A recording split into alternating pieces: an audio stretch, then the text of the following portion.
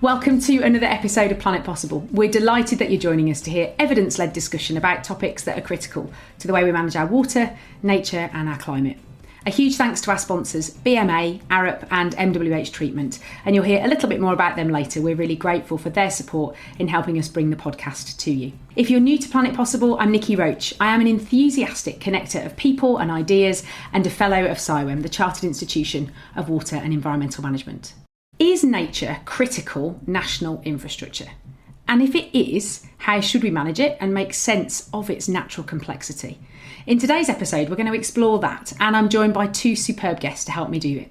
Steve Elderkin and Evan Bowen-Jones from Rebuilding Nature.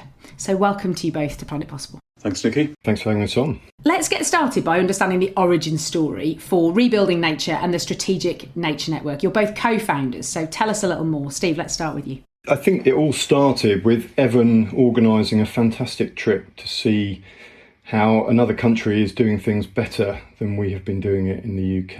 And so my day job is Director of Environmental Sustainability at National Highways, and we were invited to see how the Dutch are approaching delivering on their nature objectives and what they're doing. And a big part of their work was thinking about this at a national scale and how connected and protected are the habitats across the country and where are the key bottlenecks for nature. And impressively, in 2005, the Dutch identified that they could not achieve their nature objectives without defragmenting natural habitat, and identified about 180 key bottlenecks for nature that were caused by the road and rail network around the country.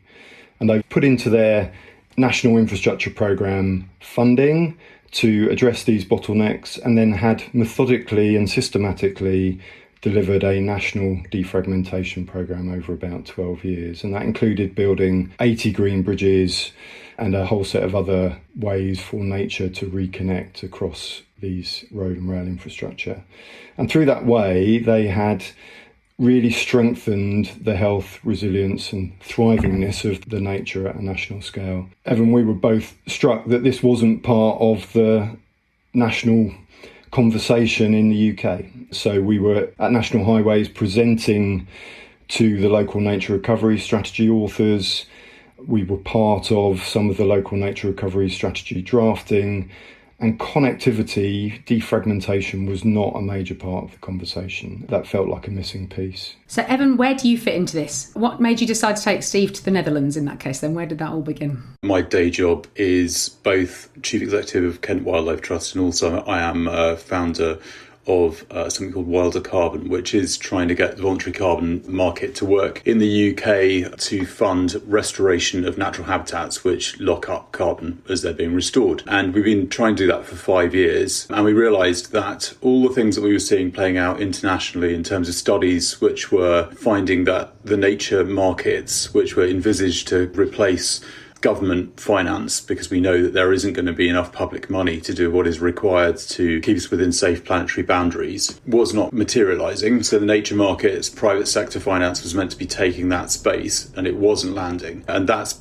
been seen in the UK and elsewhere to be because basically we're fragmented. We have lots of really good stuff going on, great projects, even some great sort of more regional stuff. But from an investment perspective, it's all small fry. If you're talking to a large-scale investor, even someone like the former UK Infrastructure Bank, they are looking at £200 million plus projects to be their minimum size of investable project, and we don't have that in the nature space in the UK. So we were coming at it from a both financing perspective, how do we get scaled nature funded, recognising we've got a £59 billion gap to restore nature just this decade. And also we were thinking, well, how do we actually then make sure that nature is resilient enough to keep on delivering those ecosystem services on which we are all dependent?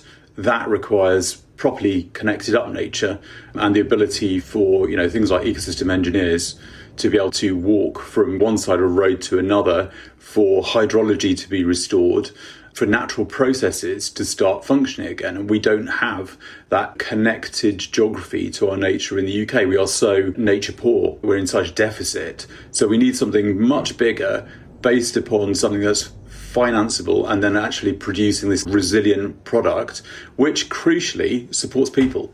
It's all about people. That was the other thing that we suddenly realised, was we need nature to support the economy and to support people. I mean, that's really fascinating framing, actually, because often that's not the framing that's used. So you started to talk a little bit there about a couple of areas I'd love to dig into a little bit more. You talked about a 59 billion gap. I mean, fascinatingly large number, and I'd be keen to understand where that comes from. But you also talked about a term that some listeners will be familiar with, but some may not be, which is planetary boundaries. So tell me why this is so important and where that number of 59 billion comes from, Evan. The number was generated by Green Finance Institute, who are specialists in this stuff, and they looked at sort of a minimum viable product of connected nature in the UK. Looks like and roughly how much it would cost to do that, to restore that level of habitat and natural process. Obviously, the methodology is pretty complex, but that's the headline figure, and there's a range of figures, so that's the median. In terms of planetary boundaries, Rockström and some other Swedish scientists have, for the last decade or so, been studying at the real macro global level. First of all, what are the planetary boundaries that are the tipping points after which we get into dangerous territory for humanity? They base it on the idea that we've actually been in a stable, relatively stable state where humanity has been able to do really well because we've had a stable climate and things like that for millennia. One of the tipping points is climate. The other is the biosphere. There are, I think, 9 different planetary boundaries now, and we've just tipped over into dangerous territory for 6 of those 9. But the biosphere and the climate are obviously really critical ones, and they're very interrelated, as we know. If you've got a healthy global ecosystem, it locks up huge amounts of carbon, it perpetuates a stable weather system. If climate breakdown starts to impact our weather system, as we know, that in itself is a direct threat, but it also then further threatens the habitats which we're degrading. So you've got this feedback loop going on.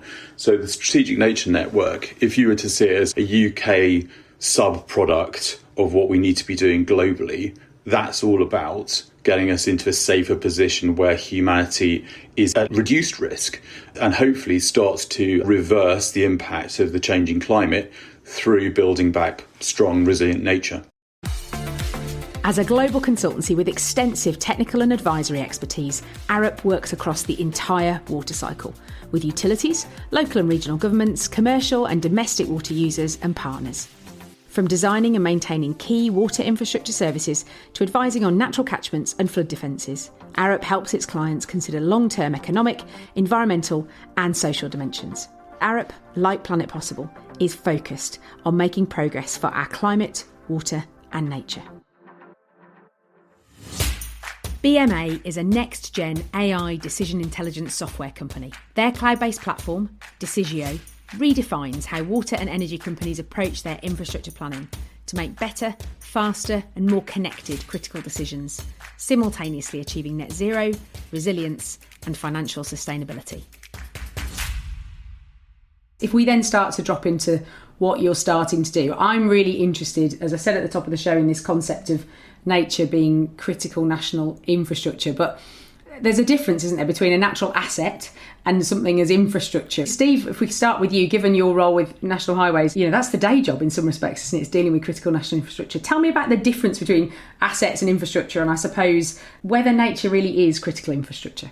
I think a key part of the difference is to think about infrastructure as a system rather than individual elements. For our road network, clearly the overall road network provides some essential services to the UK economy. It's how people get together, it's how people get to work, it's how goods get to market. And keeping that working as a system is something that a national infrastructure delivery body like National Highways occupy themselves with. For nature, similarly, what we want is to have a national ecological network that is working as a system to provide the essential services that nature provides. And so the sort of parallel is, a lamppost is absolutely an asset, and we have it on our inventory at National Highways, but we wouldn't refer to that lamppost as infrastructure.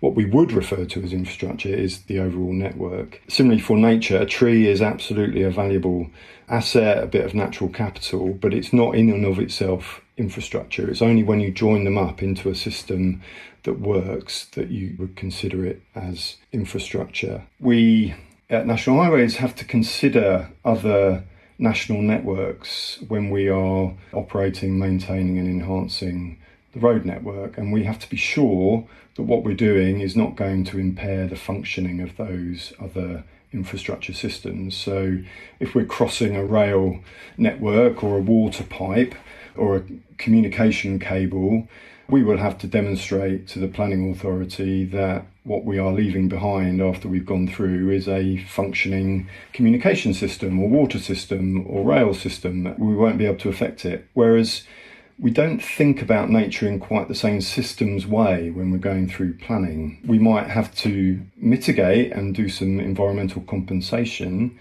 but we don't have to demonstrate that that is still a connected network of habitat that works at the overall level. No good just moving a pond from here to there and saying, well, that's fine. Is that new location connected in? Does it actually work within the wider system? We designate certain infrastructure networks as critical because the goods and services they provide are essential for the good functioning of society, and nature on any measure meets that requirement. The economy does not exist in isolation from nature. It's absolutely embedded within it. Nature provides us with primary materials, it feeds the workforce, regulates water cycles and climate. Frankly, we all need to be sensorily immersed in nature to feel well and to be emotionally regulated. So nature is providing these absolutely essential goods and services in just the way that the other networks are. So why not recognise it and give it a status as a system and start thinking at that system level? I mean, I might take your question and fire it back at you in that sense then, because if we're talking about critical national infrastructure, to the layperson like me, that's government territory. We have the National Infrastructure Commission. So why doesn't this exist already, Steve? So there are many brilliant things going on across the world of nature recovery, and elements of this exist. And indeed, if you look at Natural England's latest strategy, then they are referring to nature as infrastructure. And the conversation has been moving in this direction, I think, happily. And I'd be delighted if we were to see nature as infrastructure recognised within, it's a sector that the National Infrastructure and Systems Transformation Authority have to consider in their assessments. We're sort of moving in that direction. What I think Rebuilding Nature is here to do is to show that there is appetite for this, provide space for government to be ambitious around nature, to put it a bit above party politics. This is not about any particular party. This is about, this is a critical infrastructure for all of us. So how do we get this embedded into our systems and processes at the heart of government? And so I hope and I believe it is helpful that you've got a really diverse cross-sectoral group advocating for this change. And just to bring it to the National Highways context, I'm proud of a lot of the stuff that National Highways have done for nature in the last 6 years. We think we've funded more biodiversity units than anyone else. We've got more sophisticated in the management of our own land. We are going to be spending hundreds of millions of pounds on nature in the next 5 years. What I can't demonstrate to you is that we're funding in a way that's aligned with other people's funding. And so there's sort of an ask that actually having this clear statement of what we're all working towards, because it is a national scale effort that will require us all to do it, we will achieve more together. It will be more efficient if we're all working to the same plan and an aligned vision. And I would dearly love the money that we've got in the next 5 years to be collaboratively funding with other parties, building us towards this coherent, resilient ecological network that underpins a prosperous future for us all. Why not? That sounds great, doesn't it? Evan, I think Steve answered my question, but I'm also going to throw it to you if that's okay, because there's obviously a passion there that there's a gap. I'd love to understand your perspective around why that gap exists. I think one of the issues is that there are always pressing short-term political priorities. And as a result of that, some of the fundamental long-term things that a lot of people know would be good for all of us get lost in the mix of the day-to-day. And there's always something to spend money on from the limited public purse, which can be seen kind of emotively to be a more immediate priority as well. Steve's absolutely right. We want to see that political support come in, but we also know that the funding is not going to come from there. It's going to have to be from wider society. So we have to make the argument in a reasonably simple way to decision makers and the public that there is something here that is doable and is going to be beneficial to everyone. And we know on a case-by-case basis that nature delivers huge co-benefits which kind of outstrip poured concrete solutions. So, for example, around flooding, we know from thousands of studies globally that if you look at cost-benefit, natural flood management or natural drought management versus built concrete solutions, nature wins out every time. But when you look at those solutions on a company by company or community by community or country by country basis, they're not applied half as much as they should be. And that's because there's no simple vision that everyone can get behind about how if you do this stuff at scale, it's not just going to provide those local benefits, it's going to provide regional and national benefits. And having a single construct that we can all work with as a model from which to build a reality over multiple decades and into which individual companies for their own rationales can invest, whether it be National Highways or a water company or a company that just wants to do right by society, and then to be able to track those benefits and collate them across an entire network and show how many communities we're preventing from being flooded, say, or how many hectares of farmland are in a more robust position because pollinator services and natural enemies which control pests are providing ultimately us with food security or timber security in a similar way. All of these kind of spin-offs that we'll be able to actually start to plot as we start to build a strategic nature network. All of those things are multi-decadal and they're not going to be delivered by any one party or any one government. They have to be driven by society as a whole, recognising that nature provides this vital underpinning, and the reality is we have not landed that. If we'd landed that, all of this would have been done. It hasn't been, so we have to kind of make the collective case, and we know there's a huge number of organisations and individuals who do get it, want to see this done, understand implicitly we can actually get on with it now, irrespective of then maybe being an imperfect policy environment, and by demonstrating as we do it, we can build that momentum and we can build that case and we can get public and decision makers on side. It's not going to work the other way around. If we keep on waiting, it's going to be too late because we'll have hit tipping points which then put us into a negative spiral that we want to avoid.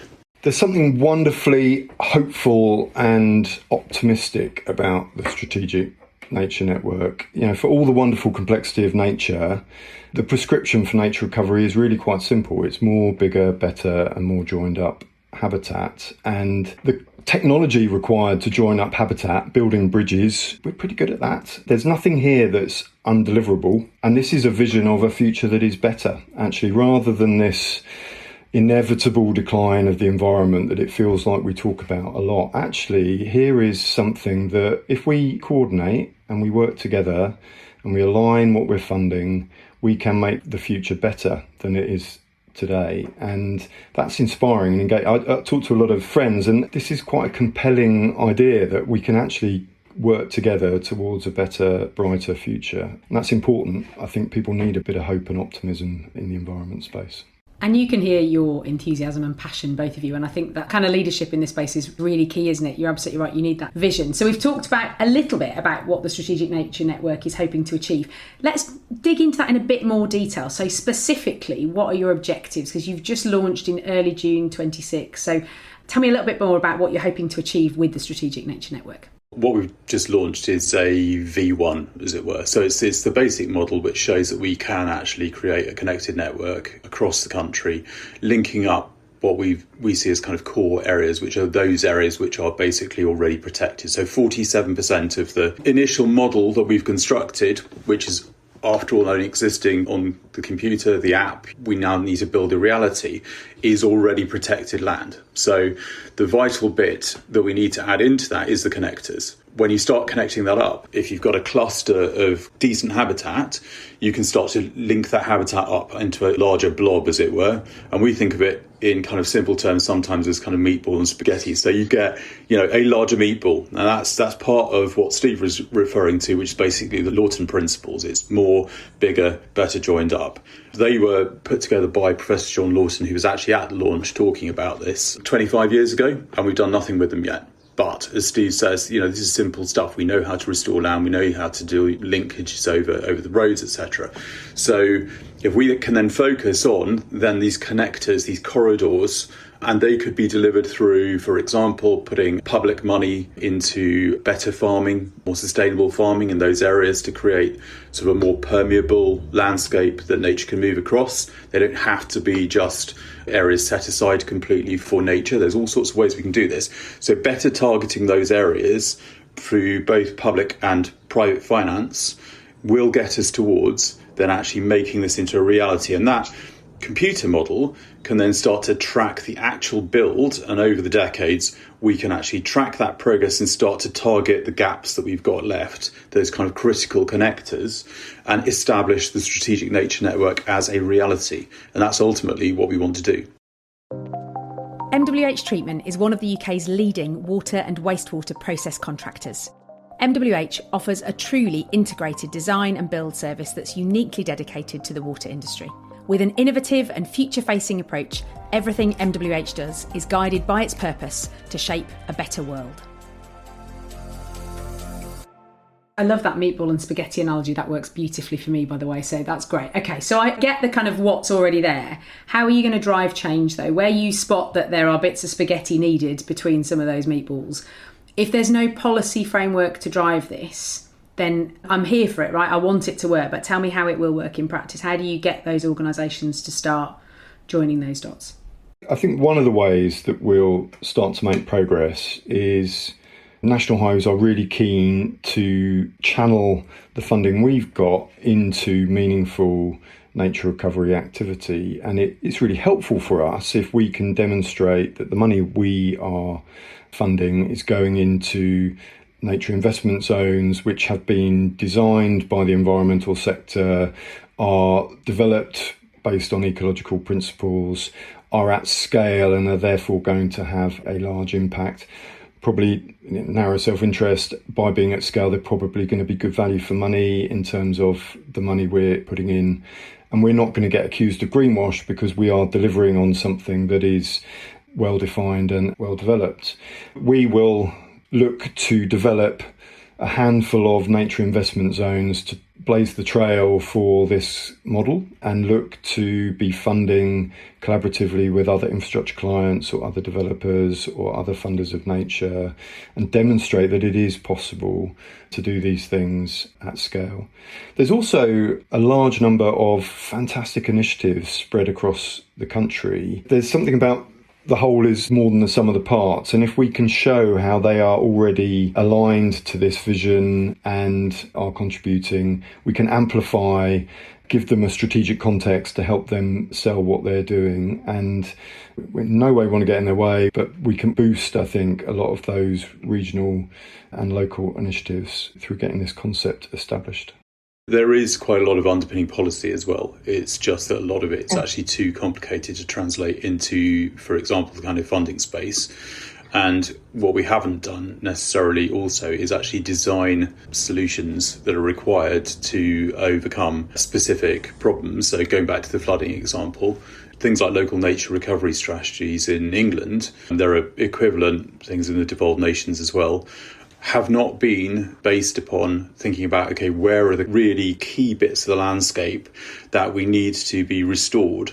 They've been taken from a more traditional species and engaging as many people as possible to work out what they want to do perspective, rather than in that particular area, there's a really key issue that could be overcome by using nature-based solutions. So that could be nutrient neutrality, which is a big issue for our rivers, because we've got too much nutrients going into our rivers. That's creating problems for people on a number of fronts. That's actually preventing planning and building of houses in some areas.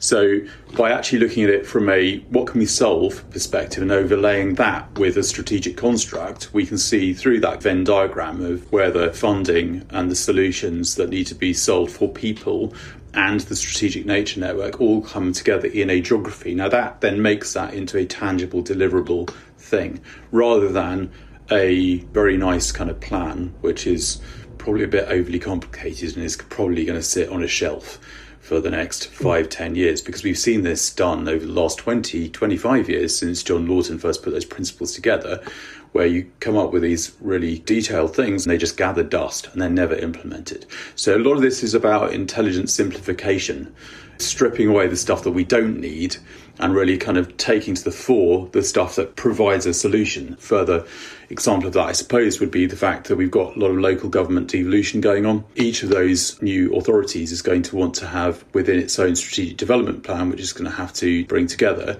a way of delivering benefits locally from the environment, as well as putting forward its growth plans. And if it can bring those two things together so that one is enabling the other, then we start to see nature being seen as something that actually facilitates sustainable growth, sustainable communities, people's health and well-being. And then why wouldn't anyone want to be doing more of this? And why wouldn't they be channeling money from whatever source it is, whether it's the NHS going forwards or even one day maybe 10p on people's council tax going to the Strategic Nature Network? You wouldn't blink if you started to see the benefits of that all over the country in each community, and you were able to feel those benefits from nature on a day-to-day basis. I have so many questions, but I'm conscious of time. So I guess a final one before we get to the magic one, that's coming. You talked a little bit there, Evan, about funding. I work in the nature-based solutions space in the water sector. It feels complicated, right? It feels like a really complicated landscape. How do we invest in nature and secure a proportionate return to its real value? Because Steve said at the beginning, this isn't just about some bridges to connect some newts. This is about health and well-being and social prosperity and economic growth. And we did an episode on soils recently, and again, eyes wide open to just even healthy soils underpin everything, all of our food systems and so on. So how do you try and intelligently simplify? I'm stealing that phrase with pride. That's wonderful. How do you help do that so that funding is possible? And is that phased, or just give me a bit of a sense and listeners a bit of a sense of how you're going to catalyse funding through the Strategic Nature Network? There's multiple ways in which we think having a single collective investment device just makes it easier. The Strategic Nature Network won't be everything that needs to be done for nature or conservation on a local basis. That's not the point. The point is, though, that this is the big single national product that everyone can invest in and know that they are putting something into with everyone else for their own reasons, something which is meaningful and actually has a strategic national benefit. And so it goes back to that concept of this is national infrastructure. Therefore, you go through a build phase, an establishment phase, then you go through a maintenance and strengthening phase. But you see this all as a single thing that if you're a water company, and you will have money to spend on nature-based solutions increasingly, because that recognition, that this is a cheaper, better way of doing this stuff is finally landing with a regulator. So you're being given the space to put the money where you maybe have wanted to put it for a while. Again, why would you not start by looking at, okay, is there an overlap with what we want to do in the Strategic Nature Network? Because we know through first principles that we are going to be getting more bang for our buck. We can track the benefits if we want to give ourselves better publicity, look better in front of society. Why wouldn't you do that? Particularly knowing that highways are looking at the same construct, or the local authority is behind that because they also see the benefits. If everyone crowds money into the same thing, that in itself becomes a simpler prospect. And that can then lead to, there's going to be a lot of detail to work through, but that can lead to working out then how to sort out the contracting side, the procurement side, all of those other things that get in the way. So it can be a device to use to overcome the perennial barriers which have stopped nature money landing at the volume that it needs to land. We will achieve more if we are working together to the same plan. And there's a lot of money already flowing into nature through infrastructure clients, through developers, through nature markets, through farming policy and farming subsidies. You'll know from your work in the water sector how significant the water industry natural environment programs are. Part of it is if we can all agree what we are working towards and then align what we're doing, we're going to achieve an awful lot more. The other point I would say is any other critical infrastructure network has an infrastructure delivery body. So the road network has national highways, the rail network has Network Rail, the grid has National Grid, etc. And nature is affected by planning policy and by, just such a diverse set of instruments, and it's not just about funding, it's about regulation and local politics and everything else.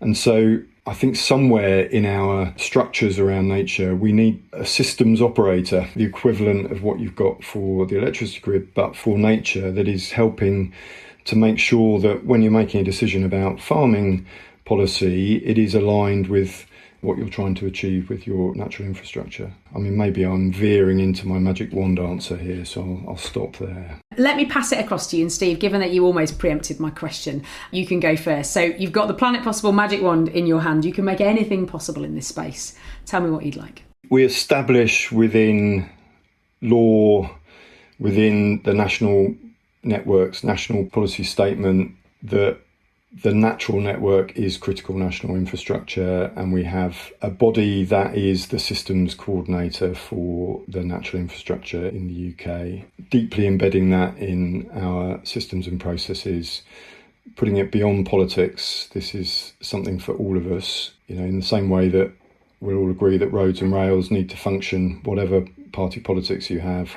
We should have the same view about our natural infrastructure, and let's embed it in our governance at UK scale. Pretty strong. Evan, magic wand is all yours. What would you like to add? As a slight add-on to that, and because of that, the Treasury recognises that the economy and society are basically fully part of the environment, and therefore regards national investment decisions and the financial props that underpin any form of infrastructure, in this case natural infrastructure, as something to be encouraged, and therefore acts in a more nature positive way, which then enables everyone else to fund nature at the scale that is required more easily. Thank you so much for taking the time to share with us what you are passionately leading, really. I'm delighted that the launch went well, and I am going to watch the development of the Strategic Nature Network with interest. We've spent a lot of time on the podcast